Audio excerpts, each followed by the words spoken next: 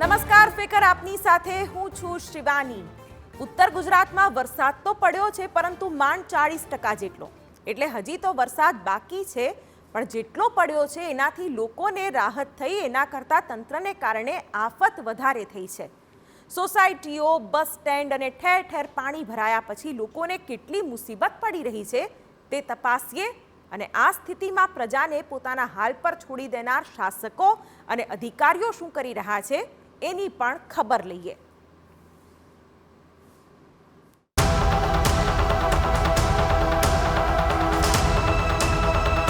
બહારનું પાણી, રોડનું પાણી અમારી સોસાયટીમાં આવે પણ એનો કોઈ નિકાલ થતો નહીં। 8 વર્ષથી પાણીની તકલીફ છે। છોકરાઓ, નોકરીઓ વાળો, શાકભાજી, દૂધ કશું અમારી વાટિકામાં કોઈ આવતું નથી। એ સતત અમે પરાસમ હેરાન થઈએ છીએ। નથી ઘરમાં લોટ હોય, અમારે કેવી રીતના ખાવા જવાનું ભાઈ?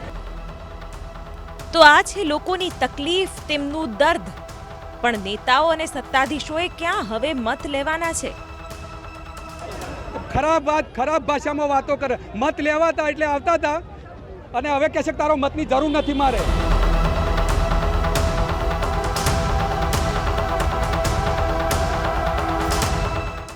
વરસાદથી રાહત પણ તંત્રને કારણે આફત।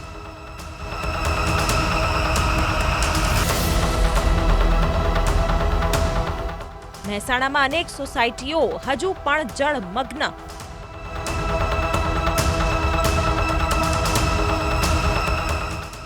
લોકોમાં આક્રોશ, રસ્તા પર ઉતર્યા લોક।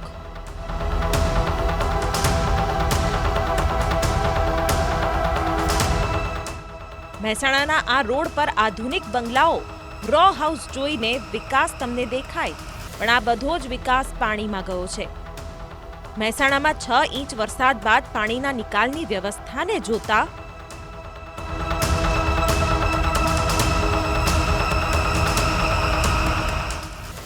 લોકો રસ્તા પર ન ઉતરે તો જ નવાઈ। અહીં પણ 500 થી વધુ મકાનોમાં પાણી ભરાતા લોકોએ ચક્કાજામ કર્યો।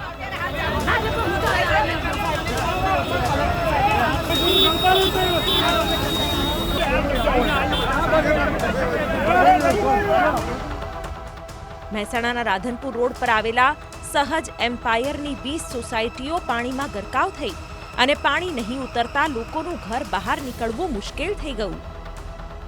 કોઈ દિલેડી વાળો કેસ હોય તો ક્યાંથી લઈ જવાનો? અમારે કોઈ નથી બેન, કોઈ મોડું પડ્યું હોય ભાઈ તો મારે કેવી રીતે લઈ જવાનું ભાઈ?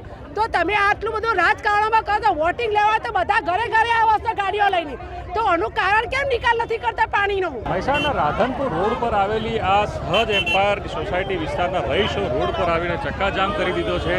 પ્રશ્ન એ છે કે વરસાદી પાણીનો નિકાલ વર્ષોથી અહીંયા થતો નથી, જેના કારણે સ્થળ પર સરપંચ પણ પહોંચી હતા અને સરપંચને પણ લોકોએ ધક્કે ચડાવ્યા હતા, સરપંચને ઘેરી લીધા હતા। તો સરપંચે પણ એ બાબતે નિવેદન કર્યું હતું કે હું કંઈ કૃષ્ણ ભગવાન નથી કે ગોવર્ધન લઈને હું વરસાદને રોકી લઉં।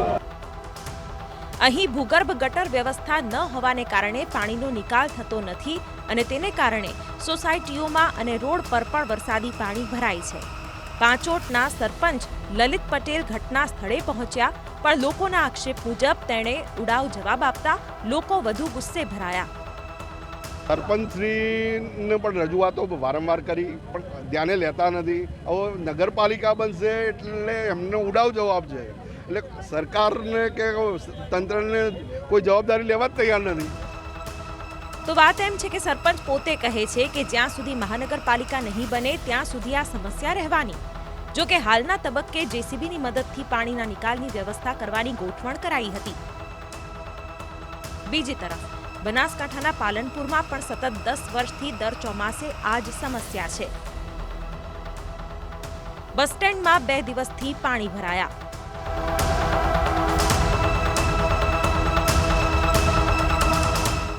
વરસાદી પાણીમાં ભળે છે શૌચાલયના પાણી।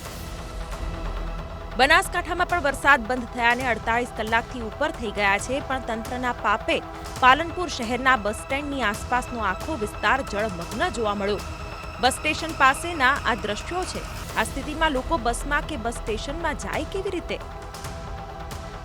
આ પાણીની સમસ્યા છે સાહેબ અમારે તો। બીજું કે 3 કરોડ 65 લાખનો બસ સ્ટેન્ડ બનાવ્યું, એના અંદર પાણીનો નિકાલ જ નથી. બીજી વાત કે અહીંયા બાઇકોવાળા વારે ઘડે પડી જાય છે અને અહીંયા રોગચાળું થાય એટલે આ મૂચેડી બાજુમાં જાય તો મૂચેડીવાળા ડોળો ભરીને પાણી જે મૂતર છે એ એના અંદર નાખે છે. આ જ રસ્તો રેલવે સ્ટેશનને પણ જોડતો માર્ગ છે, એટલે બસ અને રેલવે એમ બંનેના મુસાફરો અને વાહન ચાલકો અહીંથી પસાર થાય છે.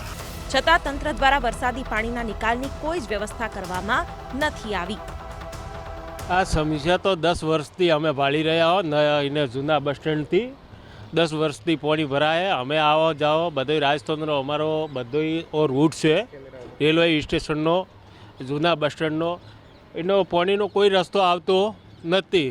હજારો માણસો અહીંયા અવર જવર થાય છે અને પાણી અહીંયા બહુ ભરાઈ રહે છે, એટલે આનો નિકાલ નગરપાલિકાએ કરવો જોઈએ. પાણીનો નિકાલ કોઈ થતો નથી. પાલનપુરના બસ સ્ટેશનનું કરોડો રૂપિયાના ખર્ચે રિનોવેશન કરવામાં આવ્યું છે, પરંતુ પાણીના નિકાલની વાત તંત્રના મગજમાંથી નીકળી જ ગઈ હોય એમ આ સમસ્યાના ઉકેલમાં જાણે કે કોઈ રસ જ નથી.